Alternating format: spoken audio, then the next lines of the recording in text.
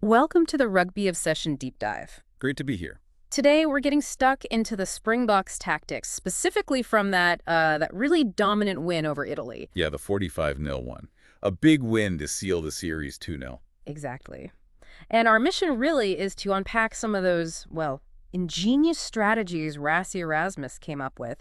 We've got insights from an article digging right into it. It definitely sparked a lot of chat afterwards, didn't it? Not just the scoreline, but how they played. For sure. So hopefully you'll get some aha moments listening in, whether you're a massive rugby fan or just curious about smart thinking. It's all about getting the info, quickly but properly. And with a bit of personality, hopefully. We try. And hey, if you love rugby talk like this, make sure you hit subscribe for Rugby Obsession or wherever you listen. Don't miss out. Definitely subscribe.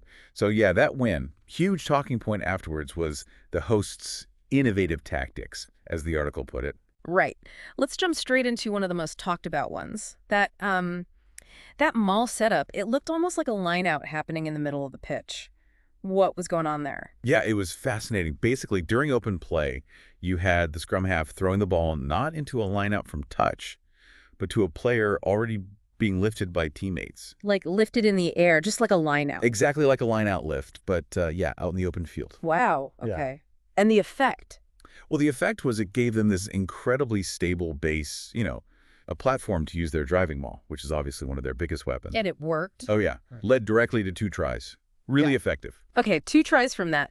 But the inspiration for it, that was the really surprising part, wasn't it? Not some high-tech analysis lab. Not at all. Erasmus himself said the idea came from watching a school team, the Paul Roos U14s, believe it or not. U14s. You're kidding. Nope. He basically said, you just get all the benefits from what you get in the line-out you actually get if you support in general play. It's about seeing the core function, right? So taking the principle of the line-out support and just applying it anywhere, that's clever. It really is. Though he was a bit cagey about using it all the time. Said, people will be alert for that now, and maybe they won't be able to do it for a few games. Always thinking ahead. The strategic game. That's Erasmus. But that wasn't the only slightly left field tactic they tried, was it? No, there was that kickoff situation, too. Caused a bit of a stir. What happened there? Right, so straight from a kickoff. Yeah. They seemed to deliberately have players caught offside with the ball not going the required 10 meters. Okay, hold on. Deliberately concede a scrum on halfway. Why? Well, their thinking apparently was confidence. They felt they dominated that area last week, the scrum, so they backed themselves to win a penalty right back from the scrum. A calculated risk then. Very calculated.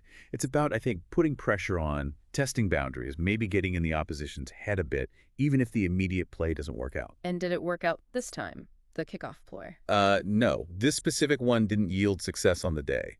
Italy actually got a free kick because the box infringed at the scrum. Ah, okay. But interestingly, the source we looked at still framed it as having real genius despite the risk. It shows that willingness to innovate, Absolutely. Pushing the envelope. Now, speaking of adapting in key moments, the set-piece battle changed significantly, didn't it? Particularly when Oxnard came on. Yeah, that was a pivotal moment.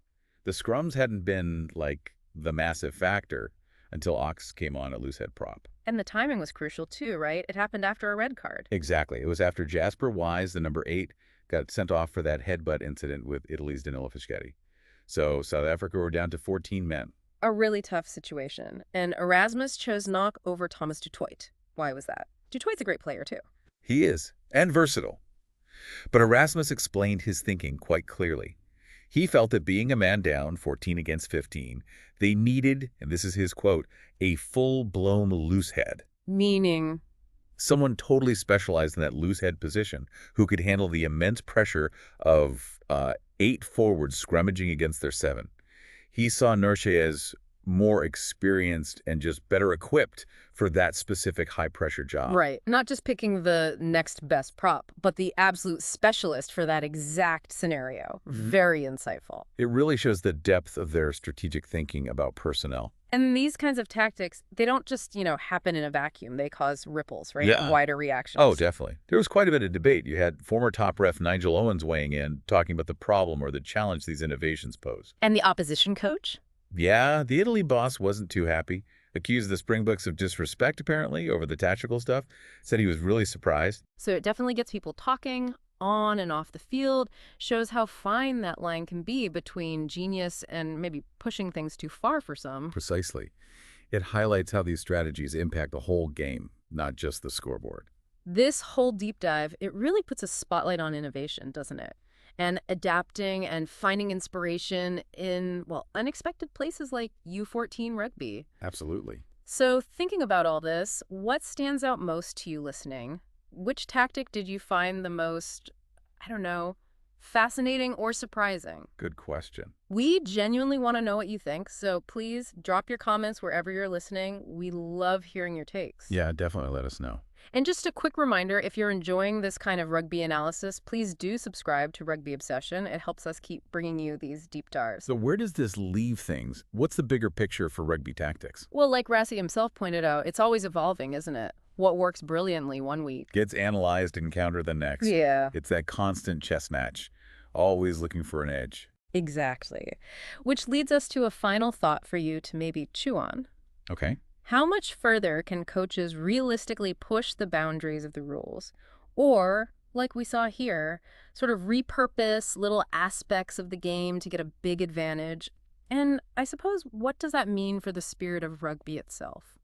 That's a deep one. Where's the line? Something to think about. Thank you so much for tuning into this Rugby Obsession deep dive. Yeah, thanks for listening. Always good to break this stuff down. We really enjoy exploring these topics with you. We look forward to listening to our next episode.